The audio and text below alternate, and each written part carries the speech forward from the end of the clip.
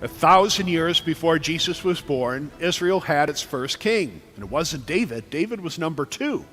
The first king was Saul. Saul was chosen because he was the tallest, he was the strongest, he was the most handsome, he was the best, he was the brightest, he was the most highly regarded of all the men among God's chosen people. He seemed a very likely candidate. The only problem was Saul also knew that he was the tallest, the biggest, the strongest, the best, the brightest. And so for him to have all of that pride and self-righteousness and then to have a crown placed on his head beside, well, he was given power, but he let it slip through his fingers because instead of leading the people in service to God, he decided to make decisions that were completely opposed to God's will, God's work, and God's plan. And that just wouldn't wash. And that's why Saul is about to be put in the unemployment line, and Samuel, who was told by God to go anoint Saul, has now been sent on a journey to find Jesse's family, because from Jesse's sons, they're going to choose a successor to Saul. They had tried the biggest and the best and the brightest. That didn't work out so well. So now, obviously, when they go through 7 of Jesse's sons and do not find a king, it was the runt of the litter that was chosen. Remember, 1,000 years before Jesus, God was already showing us the last will be first, the least will be greatest. And little David is going to go off with a slingshot and take out Goliath with 1 stone. Saul was the best, and he failed. David is the least, and he's going to succeed because God is with him.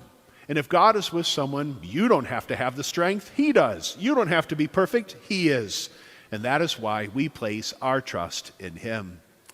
And God wanted to help us in our weakness. He wanted to be a light to our darkness, hope for our despair, forgiveness for our sins, life in the face of death, and that is why he sent his Son. But as we've been continuing our Lenten journey, watching and listening and witnessing Jesus along that lonesome road to Calvary, we find that every time he tries to work a miracle, all he seems to be stirring up around him is controversy. Last week with the woman at the well, he got in trouble because he was in a Samaritan town and he was talking to a Samaritan woman and he actually dared to offer her a miracle. The Pharisees said, no, unworthy, untouchable, unlovable, unclean, another black mark on his record. Next Sunday, for the 5th Sunday of Lent, Caiaphas is going to want to kill Jesus because he is going to raise Lazarus from the dead. And they want to kill Lazarus because he makes Jesus so very popular just by being alive. Wherever Jesus went, there is goodness and there is light, but there are still shadows, those who would choose to continue to live in the dark. And the Pharisees, they've cornered the market on darkness. They're leading the way in sinfulness, pride, and self-righteousness, much like Saul 1,000 years before them.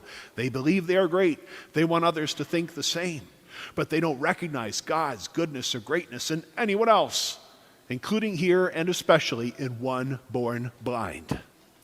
In Jesus' time and for the centuries preceding it, if you had leprosy, or if you were blind, or if you were poor, or had some poor circumstance in your life, it was thought you had sinned, your family had sinned, and all of you must be under some sort of curse from God to give you such an affliction. Why? Because blind people and lepers were not allowed to work. If you could not work, you could not afford to live. They didn't have all the welfare social services that we have today to care for the needs of those who cannot take care of themselves. They had nothing. If you couldn't get it for yourself, no one else was going to lift a finger to help you. That is, until Jesus came to town. What's interesting is every time the Pharisees criticized Jesus for a miracle, they should have been in awe and wonder because he could do what they could not. But they're always looking for some reason to find fault. And here the excuse they use is that Jesus spit and made mud on the Sabbath day. That technically was an offense against their laws that said no work could be done on a Sabbath. To us it seems minuscule and stupid, and yet there it provokes this whole trial where Jesus is questioned, the man he healed is questioned, his parents are questioned, not because the Pharisees want to come to believe in Jesus, but because they want to find yet another reason to condemn him, and his passion starts just 2 chapters away. Jesus, however, is undeterred. He will still do good wherever there is suffering, regardless of the cost, whatever persecution he might have to endure. The only problem here is that the man he healed gets caught up in the drama, as he too is being accused of being full of sin and then thrown out to the presence of the Pharisees. But what's beautiful for us to consider is the path this man progresses throughout the 9th chapter of John's Gospel. He started where he could see nothing. And at first, when he looks at Jesus, he doesn't know that he's automatically looking at God. He just said, some man healed me. His name happens to be Jesus. Then he recognized Jesus as a prophet. Then he recognized that Jesus is of God. And then when he said, I do believe, he recognized that Jesus is God. From darkness to light, from blindness to sight, from death to new life. That is the process of conversion.